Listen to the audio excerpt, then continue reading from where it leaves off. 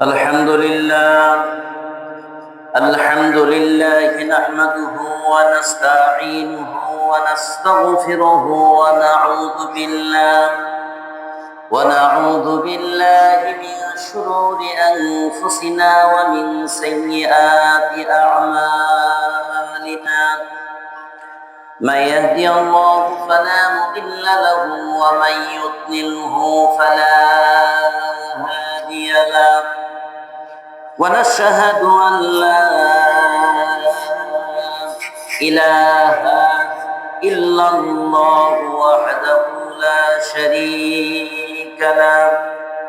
ونشهد أن سيدنا وحبيبنا ومولانا محمدا عبده ورسوله الذي أرسل رسوله بالهدى ودين الحق بشيرا ونذيرا وداعيا إلى الله بإذنه وسراجا وقمرا منيرا. فقد قال الله تعالى في كلامه المجيد والفرقانه الحميد: أعوذ بالله من الشيطان الرجيم. بسم الله الرحمن الرحيم. إن الله وملائكته يصلون على النبي يا أيها الذين آمنوا صلوا عليه وسلموا تسليما.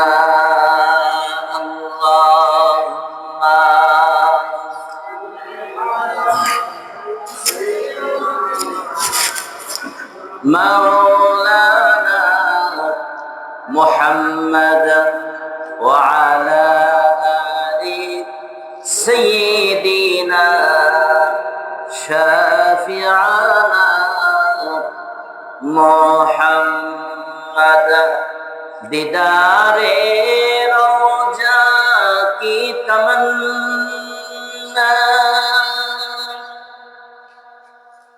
दीदारे रोजा की तमन्ना,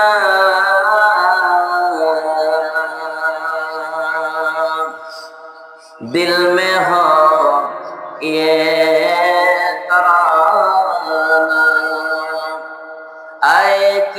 से जना बिलन है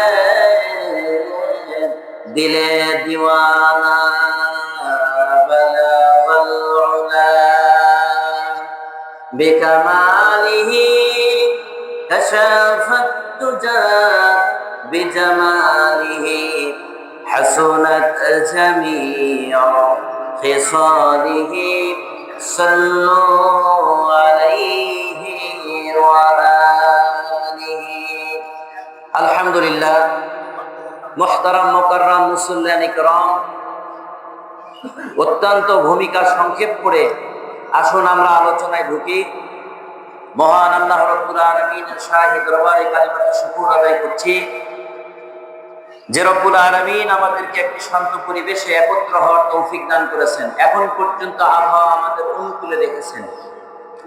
বিশেষত মুসলিম অধ্যুষিত অনেক দেশে যুদ্ধ বিগ্রহ একটা অবস্থা বিরাজ করতেছে, যে সময় মানুষ কি খাবে, কি পরবে, কি রোজা আদায় করবে, তাদের জীবন বাঁচানো নিয়েই টেনশনে আছে। এমন একটি সময় আল্লাহ তাআলা যে আপনাকে আমাকে নিরাপদ রেখেছেন, এজন্য শুকরিয়া হবে কার? আল্লাহর গোলাম যারা, তারা মুক্তি আওয়াজ করবেন। এখানে কারো কোনো পরিচয় নাই, এখানে সবাই আমরা আল্লাহর গোলাম। আমরা কার গোলাম? সুতরাং আল্লাহর নাম যখন উচ্চারিত হবে, সমস্ত ইগো, সমস্ত আত্মপরিচয়, সমস্ত বংশ পরিচয়, পদ পদবীকে কুরবান করে দিয়ে সবাইকে এক আল্লাহর গোলাম হতে হবে। কথা বলেন ঠিক কিনা? সে আল্লাহ রাব্বুল আলামিনের দরবারে কালেমাতুর শুকর আদায় করছি। সবাই বলেন আলহামদুলিল্লাহ। বিশ্বনবী সারওয়ারে কায়নাত, বিশ্বের শান্তির প্রতীক জনাবে মুহাম্মদুর রাসূলুল্লাহ সাল্লাল্লাহু আলাইহি ওয়াসাল্লামের উপরে বর্ষিত হোক অগণিত দরুদ ও সালাম করছি সাল্লাল্লাহু আলাইহি ওয়াসাল্লাম। সম্মানিত উপস্থিতি, সময় অত্যন্ত সংকীর্ণ। আবহাওয়ার দিকে চিন্তার দৃষ্টি রেখে আলোচনা অত্যন্ত অল্প পরিসরে করে আমরা যথাসময়ে নামাজ পড়ার চেষ্টা করব। বলেন ইনশাআল্লাহ। প্রিয় ভাইরা, আজকে হচ্ছে ঈদের দিন। বলুন তো দেখি আজকে কি ঈদ? ঈদ মানে কি? আনন্দ। আর ফেতর মানে কি? কর্তন করা, ভঙ্গ করা, সমাপ্ত করা, একটা দীর্ঘ কার্যকে পরিসমাপ্তিতে নেওয়া, এ হলো ফেতর।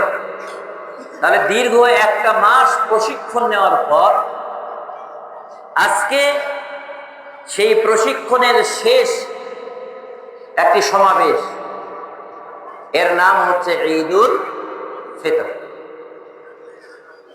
এই ঈদ উদযাপন করা বিষয়টি নিয়ে আজকে কথা বলবো। ঈদ উদযাপন করার জন্য মূলত 3 থেকে 4টি শর্ত আমাদেরকে মানতে হবে।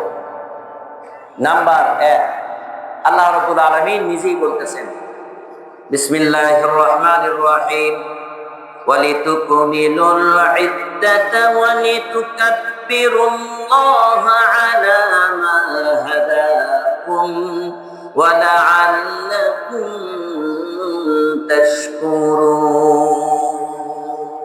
আল্লাহু আকবার। ওয়ালিতুকমিলুল ইদ্দাতা,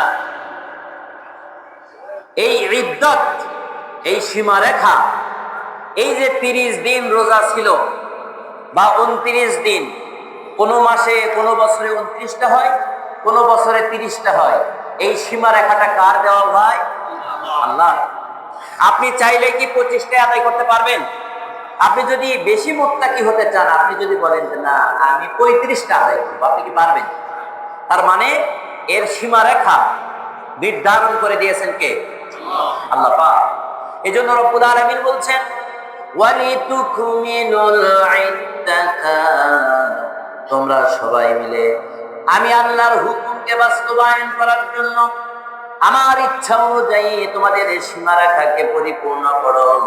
চাইলেও তোমরা 4-5 দিন আগে ঈদ আদায় করতে পারবা না, আবার চাইলেও 10-15 দিন বেশি রোজা আদায় করতে পারবা না। এটার নামই হলো গোলামি, এটার নামই হলো বন্দেগী, এটার নামই হবে দাসত্ব, এটার নামই হলো ইবাদত। তোমরা যে সবাই আমার গোলাম, এটার পরিচয় তোমরা দিয়ে দিলা, তোমরা আমার গোলাম। আল্লাহু আকবার। প্রিয় ভাইরা, তাহলে ঈদ উদযাপন করার জন্য 1 নম্বরের শর্ত হচ্ছে পুরো কোর্সটাকে কমপ্লিট করতে হবে, পরিপূর্ণ করতে হবে। এ পর্যন্ত তো আমাদের বুঝে আসছে নাকি বলেন? আচ্ছা শোনেন, আপনারা ওই দিকে তাকাচ্ছেন, এই লোকগুলো দেখেননি আপনারা কোন দিকে?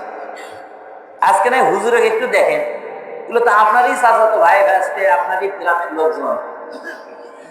এক তাকবীর দেন, আল্লাহু আকবার, আল্লাহু আকবার, লা ইলাহা ইল্লাল্লাহ, আল্লাহু আকবার, আল্লাহু আকবার, ওয়ালিল্লাহিল হামদ। তাহলে ঈদ উদযাপন করার জন্য 1 নম্বরের শর্ত কি? পরিপূর্ণ করা। এটা আপনার ইচ্ছায় না আল্লাহর ইচ্ছায়? আল্লাহর ইচ্ছায়। কিন্তু বাংলাদেশে কিছু পাগল ছাগলের আড্ডাখানা, বাংলাদেশে কিছু পাগল ছাগলের আড্ডাখানা এবছর, এর আগে দেখলাম সৌদির সাথে তাল মিলিয়ে কুমিল্লা, চাঁদপুর সহ অনেক জায়গাতে, এমনকি ইভেন আমাদের বগুড়াতেও শুরু হয়ে গেছে এবছর গাবতলীতে। একদিন আগে তারা ঈদ করছে, করেনি ভাই? আচ্ছা, এ পর্যন্ত নাই, ধরে নিলাম যে তারা সৌদির সাথে মিল রেখে তারা একদিন আগে করছে। কিন্তু কিছুদিন আগে দেখলাম আরো 2 দিন আগে ঈদ করছে। ফেসবুক যারা ব্যবহার করেন সাক্ষী দেন, আপনারা কি দেখছেন এটা? কেন আর টিভি, এটিএন বাংলা চ্যানেল সব অনেকগুলো চ্যানেলেই করে দেখানো হয়েছে। 3 দিন আগে ঈদের নামাজ পড়তেছে, পাগলে কিনা বলে আর ছাগলে কিনা খায়। বিশ্বের মানুষ যদি পাগল দেখতে চায় তারা যেন বাংলাদেশে আসে। আপনারা বলুন, ঈদ উদযাপন কি আমার খেয়াল খুশি অনুযায়ী হবে না আমার মালিকের খেয়াল খুশি অনুযায়ী হবে? তাহলে 1 নম্বর শর্ত কি? এটাকে পরিপূর্ণ করা। 2 নম্বর শর্ত হচ্ছে চাঁদ দেখে রোজা শুরু, চাঁদ দেখে ঈদ উদযাপন হবে। তাহলে চাঁদ দেখে আপনি যেমন প্রথম দিনই চাঁদ দেখলেন, চাঁদ দেখার পরে রবকে ঘোষণা দিলেন, চাঁদকেও সাক্ষ্য রাখলেন, বললেন আল্লাহুম্মা আহিল্লাহু আলাইনা, আল্লাহুম্মা আহিল্লাহু আলাইনা বিল আমনি ওয়াল ঈমানি ওয়াস সালামাতি ওয়াল ইসলামি রব্বি ওয়া রাব্বুকাল্লাহ। ও বিশাল চাঁদ, ও রবের সৃষ্টি, পৃথিবীর নিকটতম প্রতিবেশী, তুমি আমাদের প্রতিবেশী চাঁদ, তুমি সাক্ষ্য থাকো তোমার রব যিনি আমার রব তিনি তোমাকে আমাদের জন্য আল্লাহ রাব্বুল আলামিন যেন নিরাপত্তা, কল্যাণ এবং শান্তির জন্য কবুল করেন, বলেন আমিন। প্রথম দিনে এইভাবে আপনারা দোয়া করলেন। আবার আল্লাহর নবী বলেন, কোন মুসলমান যদি শাওয়াল মাসের প্রথমে চাঁদ দেখে তাহলে প্রথম দায়িত্ব হচ্ছে চাঁদটাকে দেখার চেষ্টা করা। চাঁদের দিকে তাকায়া চাঁদকে বলবে, ওহে চাঁদ, আল্লাহুম্মা আহিল্লাহু আলাইনা বিল আমনি ওয়াল ঈমানি ওয়াস সালামাতি ওয়াল ইসলাম। ও আল্লাহ, এই চাঁদকে অর্থাৎ এই মাসকে আমাদের জন্য শান্তি, নিরাপত্তা, কল্যাণের জন্য বানাও। রব্বি ওয়া রাব্বুকাল্লাহ, ও চাঁদ তোমার রব যিনি আমার রব তিনি কিয়ামতের ময়দানে চাঁদ সাক্ষ্য দিয়া আপনাকে জান্নাতে যাওয়ার ব্যবস্থা করে দিবে। আমি যদি প্রশ্ন করি কয়জন চাঁদ দেখার চেষ্টা করেছেন, সংখ্যা কি কম হবে না বেশি হবে? আমি যদি বলি কয়জন চাঁদ দেখে দোয়া করেছেন, সংখ্যা তো খুঁজে পাওয়া কঠিন। এই হলো মুসলমানদের অবস্থা। যাই হোক প্রিয় ভাইরা, তাহলে আসুন মূল আলোচনায় আসি, সব এই সময়ের মধ্যে শেষ করব। তাহলে 1 নম্বর শর্ত হচ্ছে যে পুরো কোর্সটাকে কমপ্লিট করতে হবে, আল্লাহর হুকুমে রোজা শুরু করতে হবে চাঁদ দেখে, এবং চাঁদ দেখে ঈদ শুরু করতে হবে। এ পর্যন্ত তো বুঝে আসছে নাকি বলে? তৃতীয় শর্ত হচ্ছে কোন নির্দিষ্ট গোষ্ঠীর ভিত্তিতে ঈদ হবে না। মনে করেন 10 টিকারা বলতেছে আজকে ঈদ করব, চাঁদপুরেরা বলতেছে আজকে কালকে ঈদ করব, আবার ঢাকারা বলতেছে না না বললেই হলো তাই আমরা না একটু তারা একদিন আগে করব। কোনো অধিকার নাই। ঈদ উদযাপনের জন্য রাষ্ট্রীয় সিদ্ধান্ত, এটা অতীব জরুরি। ইভেন মাসালা হচ্ছে একজন মুমিন যদি চাঁদ দেখেও ফেলে আর যদি কোনো মুমিন না দেখে, ধরেন একজন দেখছে, চাঁদ দেখছে এবং রাষ্ট্রকে সাক্ষ্য দিচ্ছে আমি চাঁদ দেখেছি, কিন্তু তার পাশে আরেকজন মুমিনকে সে সাক্ষী রাখতে পারেনি, তাহলে এই ব্যক্তির দেখা, চাঁদ দেখাকে গ্রহণ করা হবে না। বরং রাষ্ট্র যেদিন সিদ্ধান্ত নেবে, রাষ্ট্র যদি বলে যে আগামীকাল ঈদ, তাহলে আগামীকাল ঈদ। রাষ্ট্র যদি বলে তার পরের দিন ঈদ, তাহলে পরের দিনে ঈদ। রাষ্ট্র যদি বলে আমরা 29টা রোজা করবো, তাহলে 29টায়। রাষ্ট্র যদি বলে আমরা 30টা রোজা করবো, তাহলে 30টায়। কারণ কি? কারণটা হচ্ছে এই ঈদ হচ্ছে মুসলিম ঐক্যের প্রতীক। মুসলিম ঐক্যের প্রতীক।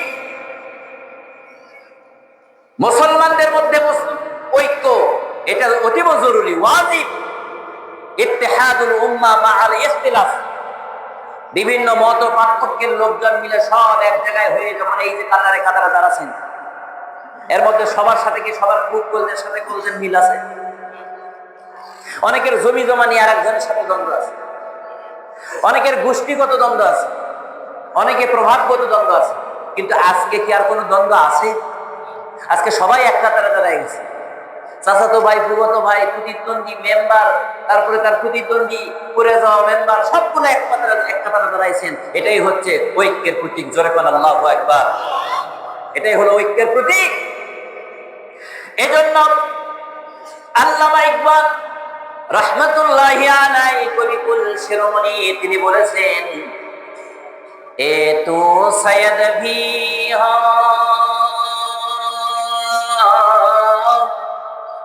এ তো সৈয়দ ভি হো, মির্জা ভি হো, अफगान भी हो, तुम सब ही कुछ हो, बताओ तू मुसलमान भी हो। আল্লাহু আকবার। আচ্ছা, আল্লাহু আকবার বলতে আমার বলা লাগে না। এক মাস ধরে আপনারা কি সার্চ গ্রহণ করলেন? দেখি তো আরেকবার তাকবীর দেন তো সবাই। না, মরতে মুজাহিদের মতো তাকবীর। আল্লামা ইকবাল রাহমাতুল্লাহি আলাইহি তিনি বলেছেন, এ তো সৈয়দ ভি হও, তুমি সৈয়দ হও, তুমি মির্জা হও, তুমি আফগান হও, তুমি পরামানিক হও, তুমি তালুকদার হও, তুমি সরকার হও, তুমি জমিদার হও, অফিসার হও, তুমি যে যে হও না কেন, তুমি নিজে বলো তো দেখি তুমি মুসলমান হয়েছো কিনা। কারণ তুমি যখন কবরে যাবে, আল্লাহ রাব্বুল আলামিন বলেছেন, লা তামুতুন্না ইল্লা ওয়া আনতুম মুসলিমুন।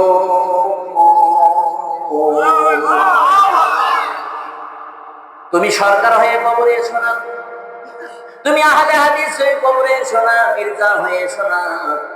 আমার কবর তোমাকে আইডেন্টিফাই করবে মুসলমান কিনা। তুমি মুসলমান কিনা তোমাকে এই প্রশ্ন করা হবে। তুমি সৈয়দ কিনা, মির্জা কিনা, আব্বাস, তুমি কোন পীরের মুরিদ জিজ্ঞাসা করা হবে না, তোমাকে কবরের মধ্যে জিজ্ঞাসা করা হবে তুমি মুসলমান কিনা। ঠিক কিনা? এজন্য ভাইরা আমার বলতেছিলাম, এই ঈদ জামাতটা হচ্ছে মুসলিম ঐক্যের প্রতীক, একটা মুসলিম ইউনিটি, ইত্তেহাদুল উম্মাহ, একটা জাতির ঐক্য। এই জন্য করে রাষ্ট্র যেদিন সিদ্ধান্ত নেবে, রাষ্ট্রের সিদ্ধান্তকে সেলুট জানায়া কংগ্রাচুলেশন জানাতে হবে। রাষ্ট্রের সিদ্ধান্ত অনুযায়ী ঈদ হবে। আমাদের যে সমস্ত ভাইরা এই আবেগপ্রবণ হয়ে ঈদগুলিকে তছনছ করে দিচ্ছে, পক্ষান্তরে রূপান্তরে এরা মুসলমানদের ঐক্যের ভিতরে ফাটল ধরাচ্ছে। কথা বলেন ঠিক কিনা? আল্লাহ বুঝদান করুন। জোরে বলেন আমিন। জোরে বলেন আমিন। তাদের একটা যুক্তি হচ্ছে যে পৃথিবীতে চাঁদ কয়টা? বলে চাঁদ একটা। ওঠে কয়বার? বলে একবার। তাহলে সৌদি আরবে একবার ওঠে, বাংলাদেশে একবার ওঠে। বাংলাদেশে না দেখা যায়নি, সৌদিতে তো দেখা গেছে। এটা হলো তাদের যুক্তি। সেটা যদি হয়ে থাকে, সৌদি আরবের সাথে আমাদের একটা টাইমের ডিফারেন্স আছে না? এখান থেকে ঢাকার একটা ডিফারেন্স আছে। পৃথিবীর মান মন্দির যেখান থেকে টাইম নির্ধারণ করা হয় লন্ডনে, সেই লন্ডনের সাথে বাংলাদেশের একটা টাইমের ডিফারেন্স আছে কিনা? সেটা যদি থাকে, এটা তো ভৌগোলিক একটা ব্যাপার, জিওগ্রাফিক্যাল ফ্যাক্ট। আপনি আরেকটা ছোট্ট বিষয় বলি, তাহলে বুঝে আসবে। আমার দিকে তাকাবেন এবার, প্র্যাকটিক্যাল। আমি এখান থেকে একটা লাইট জ্বালাইছি, এখানে একটা ডিম আপনি ধরেছেন, ডিম। আপনি বলুন, এই লাইটটা কি ডিমের সকল জায়গাতে আলো ফেলবে? বোঝেননি মনে হয়। লাইট মারলাম, সামনে ডিম ধরলাম, এই লাইটের আলো কি ডিমের সকল পাশে একসাথে যেতে পারবে? কিন্তু ডিম যদি আস্তে আস্তে ঘোরে, তাহলে কি সকল পাশে যাবে কিনা? সেই যাওয়াটা কি একসাথে যাবে না পর্যায়ক্রমে যাবে? তাহলে এই পৃথিবীটা হচ্ছে ডিমের মতো। কথা বলেন ঠিক কিনা? পৃথিবীটা হলো ডিমের মতো। চাঁদ আলো বিকরণ করতেছে, তাহলে সৌদি আরব যেদিন দেখা যাবে, তার কয়েক ঘন্টা পরে বাংলাদেশে দেখা যাবে। এটা তো জিওগ্রাফিক্যাল ব্যাপার, এটা তো বোঝাই যাচ্ছে। এটা তো ন্যাচারাল সিস্টেম, এটা নিয়ে দ্বন্দ্ব করার কি আছে? কথা বুঝে থাকলে বলেন, কথা ঠিক না ভুল? এজন্য মুসলিম ঐক্যের প্রতীক হচ্ছে যে রাষ্ট্র যেদিন সিদ্ধান্ত নেবে, আমরা সেই দিনে ঈদ করব। কেন করব? যে এইটা হলো মুসলিম ঐক্যের প্রতীক। এই জন্য করে আপনারা দেখুন, এটা যে মুসলিম ঐক্যের প্রতীক, তার একটি প্রমাণ দেখুন। ঈদের নামাজ নাবালক ছেলেদের উপরে কি ফরজ হয়?